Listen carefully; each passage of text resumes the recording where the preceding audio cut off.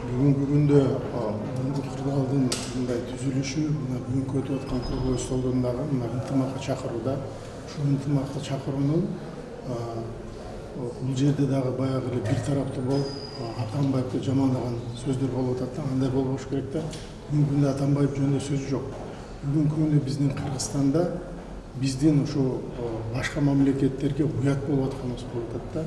Ана бир президентибизди таш жоготуп алып отуруп, ушуну власттан ушундай деп жаман нерсе болуп атат да. Бул биз Кыргызстандын эли мына коңшу Өзбекстанга, орустарга аябай шылым болуп атабыз да.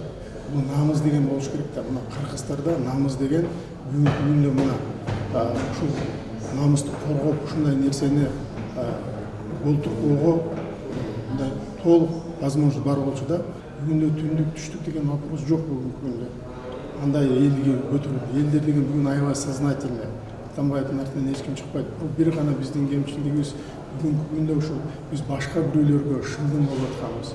Өзүбүздүн намысты коргоп, аттуу башкаларды ушу Атамбаевдин ордуна келтире албаган. Мына биздин кемчилигибиз да.